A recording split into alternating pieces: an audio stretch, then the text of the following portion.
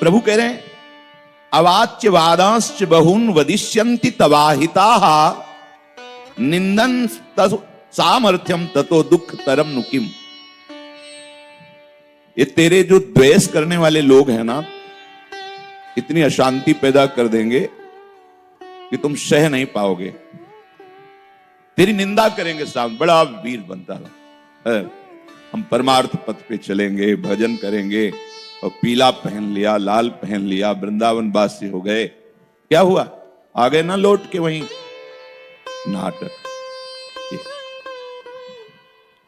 हमें जो कर्तव्य प्राप्त हुआ है उस पे हमें सुदृढ़ होना। जब हम कर्तव्य पे चलते हैं फिर हमारी कोई निंदा करता है तो वो निंदा दुख प्रदान नहीं कर सकती, क्योंकि हम सत्य मार्ग पर चल रहे हैं, अपने कर्तव्य का पालन कर रहे हैं। पर यदि हम कर्तव्य से विमुख हो जाए फिर हमारी निंदा हो तो असहनीय, फिर आप सह नहीं पाएंगे। द्वेषी जन आपसे जब द्वेष का बर्ताव करेंगे, आप परमार्थ से अपने परम कर्तव्य से विमुख हो गए तो किसके बल पर सहेंगे? फिर वो असहनीय हो जाएगी।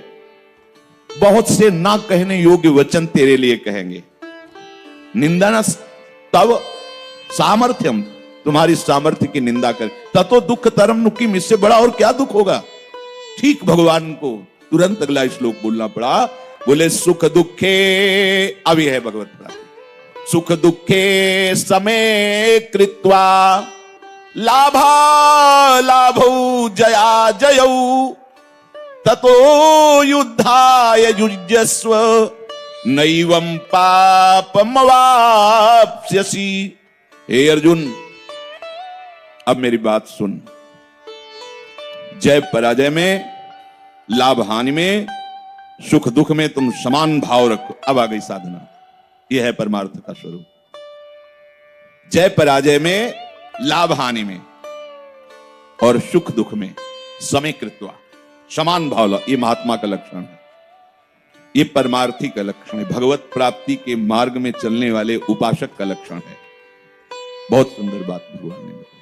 इसलिए करुणा करके भगवान आगे का श्लोक जो बोले, ये समस्त उपासकों के लिए है, परमार्थ के पथिकों के लिए, चाहे वो गृहस्थ हो, चाहे विरक्त हो, चाहे वो ज्ञान मार्ग के हो, चाहे भक्ति मार्ग के हो, चाहे कर्म मार्ग के हो, सबके लिए इस श्लोक परम पद में आरूढ़ करने के लिए भगवान ने कहा है। प्रभु कह रहे हैं कि कोई भी कार्य होता है उसमें सबका उत्साह होता है जय प्राप्त हो, खेल हो, कोई भी व्यापार, कुछ उसमें मैं सबसे श्रेष्ठ हूं और विजय प्राप्त करूं।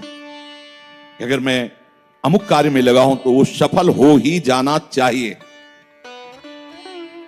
तो जिस कार्य की सफलता के लिए आप इतना दृढ़ हो रहे हैं उसका फिर फल होगा कार्य की गरिमा को देखते हुए। जैसे युद्ध की गरिमा को देखते हुए बता दिया कि आखिरी हद स्वर्ग, और जीते तो पृथ्वी लोग। आगे भगवान नहीं बोले कि तुम तप लोग जाओगे, जन लोग जाओगे, महार लोग जाओगे, ब्रह्म लोग जाओगे, या वैकुंठ जाओगे, या मेरे साथ, ऐसा कुछ नहीं बोला। क्योंकि कार्य सफलता। लेकिन जो भगवत मार्ग का उपासक होता है वो केवल कर्तव्य कर्म का पालन करता, सफल हो या असफल हो उससे, तभी वो भगवत प्राप्ति के मार्ग में चल पाएगा। ध्यान रखना, भगवत प्राप्ति के मार्ग के उपासक के हृदय में ये काम सफल ही हो जाना चाहिए, ऐसा नहीं। कार्य में प्रमाद नहीं होगा, प्रमाद नहीं होगा, हो ना नहीं, सांगोपांग करेगा, पर अगर सफल नहीं होता तो उसमें उसको कोई परेशानी नहीं होगी, क्योंकि वो स्वयं कर्ता भाव नहीं है। प्रयास प्रभु की प्रेरणा से हुआ और वो हार गया, नहीं जीता, तो उससे जैसा जीतने में था वैसा हारने में उसे कोई फर्क नहीं। अब ये केवल परमार्थिक साधन है, व्यवहार में ऐसा नहीं है। अगर वो हार गया तो जीतने वाले का विनाश सोचेगा। शाम के प्रधानी में वो जीत गया, सुबह खेतों में सोच गया, वहां मार दिया गया। पीछे की घटना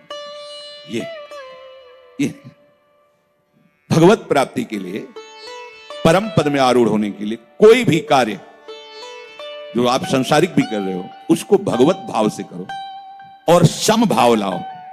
हारे तो जय श्री राधे और जीते तो जय श्री राधे।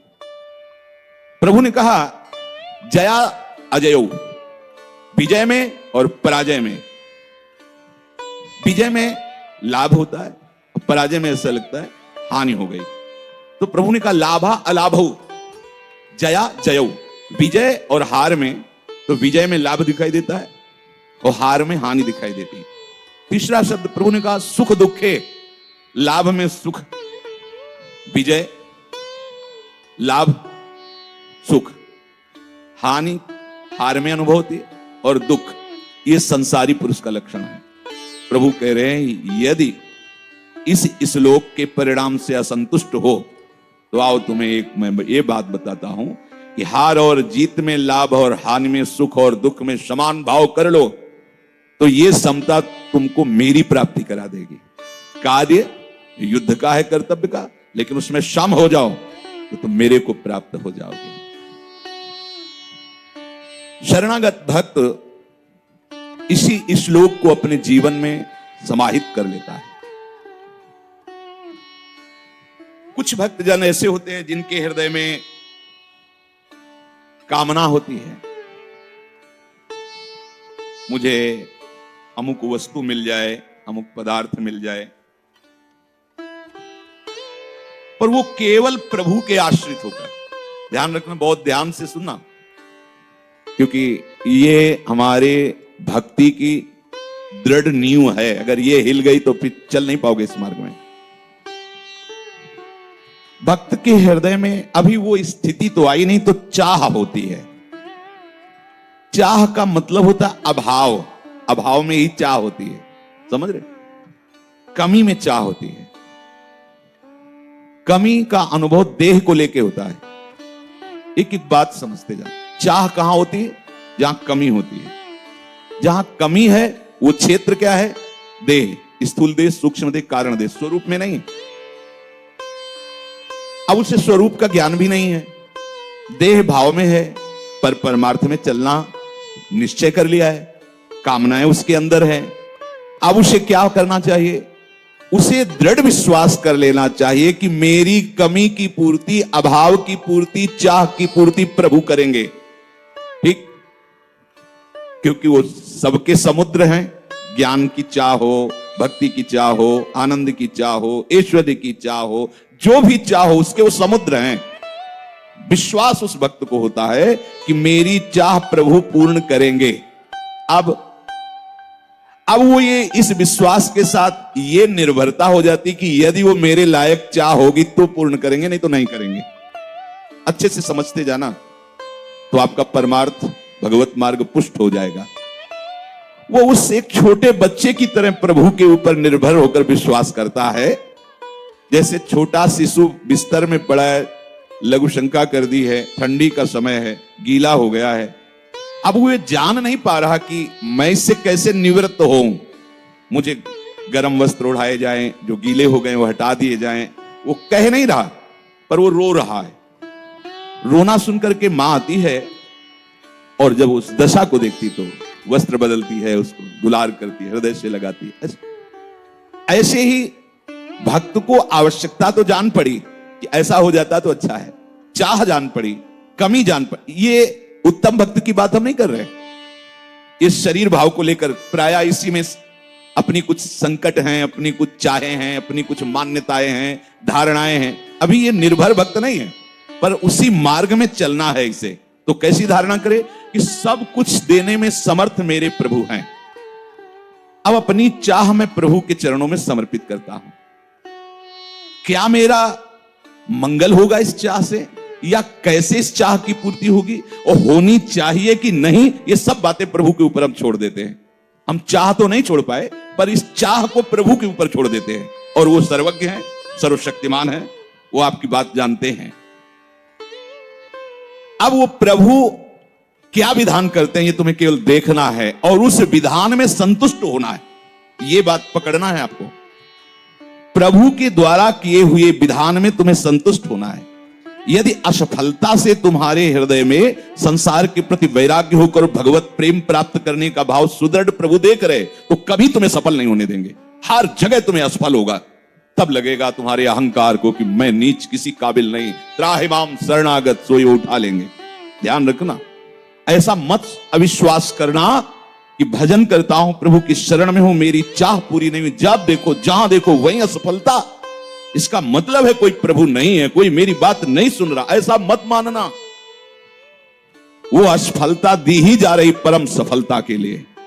अगर असफलता में असंतुष्ट हो गए तो विश्वास डगमगा जाएगा, और विश्वास डगमगाया तो भक्ति मार्ग छूट जाएगा। कहां प्रभु, वर्षों से चाह लिए बैठा हूं और इतना इतना सब, आज तक कहीं कहीं कोई सफलता नहीं दिखाई दे रही।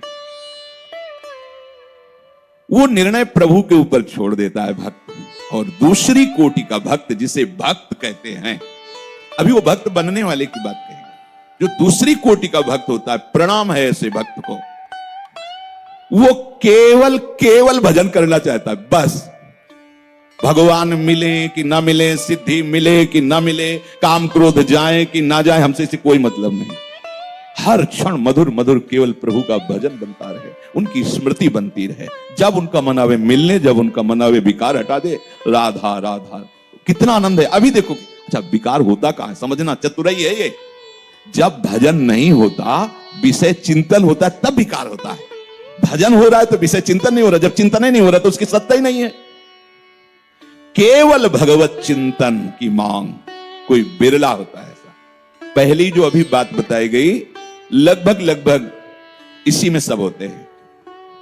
कम से कम सम्मान से तो यार जीवित रहे, ये भी चाहे, चार लोग वाह वाही वाह, इतना तो चाहिए ही, ठीक है। कीर्ति समुद्र है प्रभु, ये बात समर्पित कर दो प्रभु के चरणों में।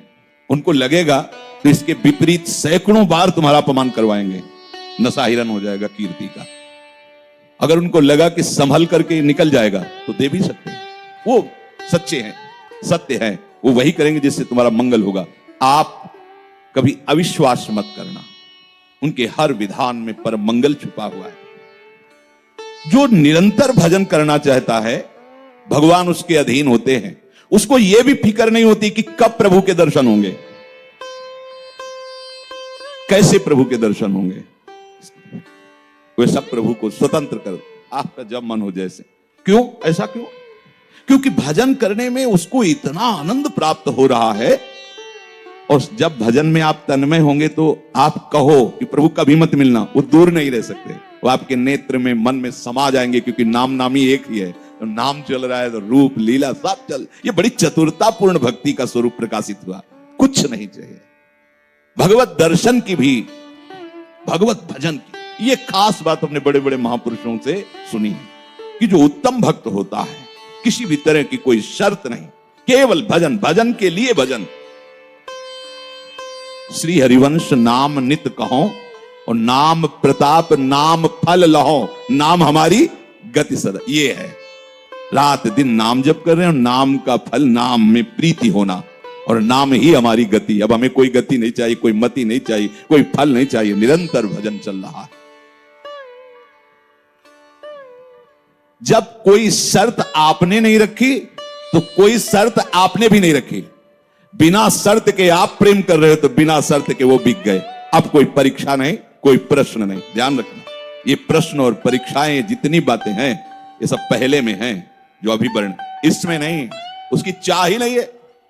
मिलो ना मिलो, मान करो अपमान करो, निंदा करो, लाभ है हानि है दुख है, इससे कोई मतलब। एक बात पकड़ लो, मुझे भजन करने के लिए ही भजन करना है।